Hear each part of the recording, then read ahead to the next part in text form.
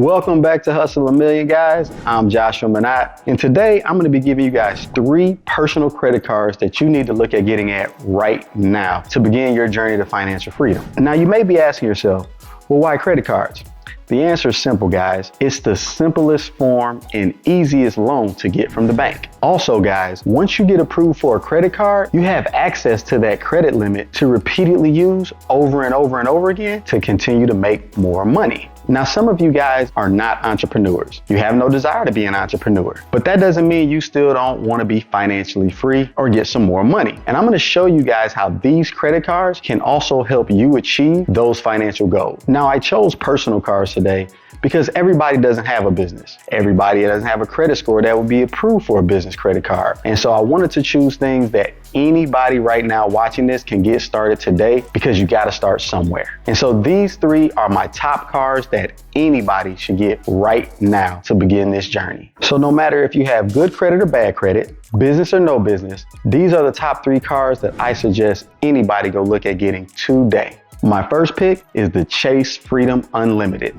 The Chase Freedom Unlimited is a cashback card that typically pays about 1.5% on most purchases that you make. Now, currently, they've got some incredible kickbacks and bonuses. If you sign up for this card today, you can earn an additional $200 after you spend $500 on purchases within the first 3 months from your account opening. Also have the chance to earn an additional 5% cash back on grocery store purchases up to $12,000 spent within the first year. Now, that does exclude Target and Walmart, but all other grocery stores would apply. So in total, you can earn an additional $800 in bonus money by simply owning this card and begin to utilize it. So when you go to Kroger or H-E-B to buy groceries for the month amidst all this crazy inflation and you swipe your debit card, how much money is your bank giving you back?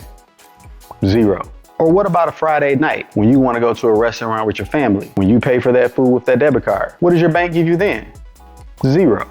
Now, I'll be honest with you guys. I haven't used a debit card in I don't know how long. I don't even know where my debit card is, because it makes no sense for me to use my cash and receive nothing in return when these credit cards are willing to give me bonus money for purchasing the same items I was just going to buy anyway. One of the other features is that this card comes with no annual fee, so you wouldn't have to pay Chase anything annually just to own this card. Now, as I stated before, this card typically gives 1.5% on all purchases. However, there are some bonus categories.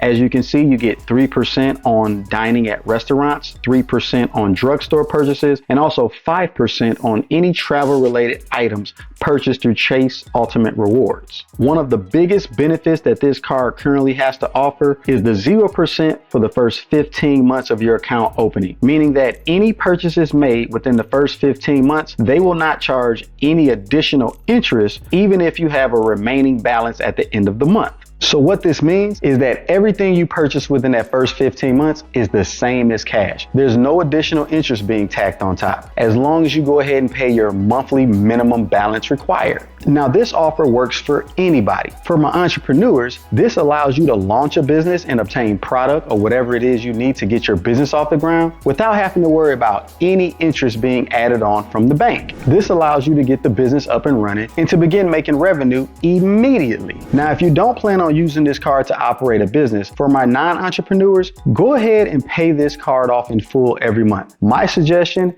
is don't pay for anything that you don't already have the cash for and that you planned on purchasing already. That way, when the 0% runs out at 15 months, you'll already be in the habit of paying off the card each and every month. And for those that don't know, as long as you pay the full statement balance on a credit card every 30 days, the bank charges you no interest at all. Now, to get approved for this card, I would suggest that you have either a 680, 690 or above in credit score. I have seen some instances where Chase approves something a little different, so that depends on the circumstances, but 680, 690 gives you your best chance of actually landing this card. Now, if you do choose to sign up for any of the cards that I mentioned today, please go ahead and do so by clicking on the links in the description down below, as that helps me out a lot and lets the banks know that I'm the one who sent you.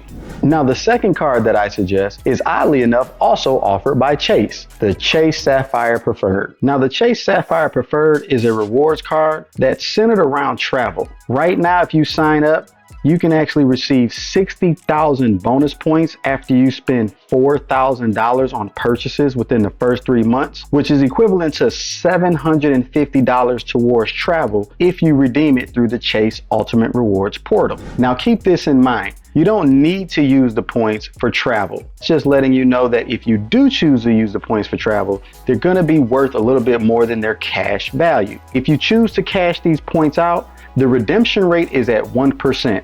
So 60,000 points is the equivalent of $600 in cash. Now you would earn 1 point for every dollar that you spend on this card in most circumstances. However, if you use the Chase Ultimate Rewards program and book travel through that portal, you'll earn 5 times the points. You'll earn 2 times the points on other travel purchases.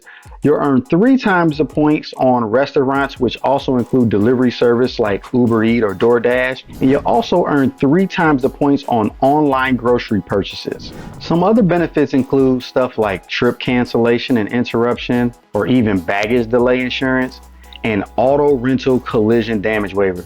You know, that extra fee that rental companies are always trying to charge you on a daily basis? Yeah, you can go ahead and decline that with this card. Now, the one downside to this card is that they do charge a $95 annual fee. They'll make this charge to your credit card directly every year on your anniversary date.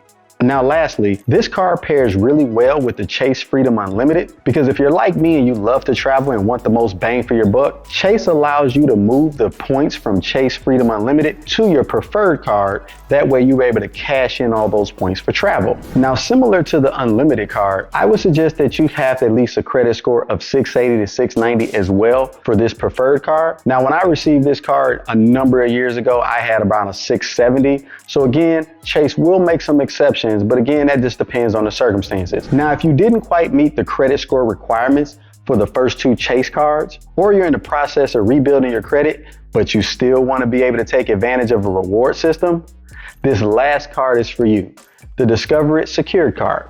The Discover It Secured credit card is designed around people who are looking to rebuild their credit history. As you can see, there's no credit score required to apply. Now, the reason they're able to do this is because it's a secured card. And by secured, what it means is that you'll actually be putting up the money in the account, and they're gonna hold that money for you.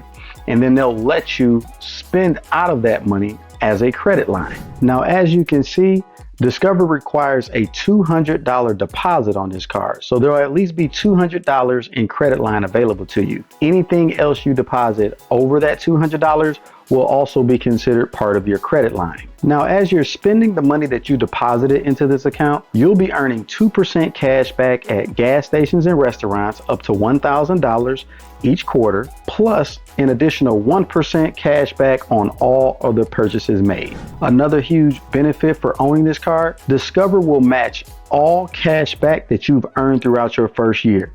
So as an example, if you were able to accumulate $1,000 in cash back, Discover would give you an additional $1,000 a year later on your anniversary date.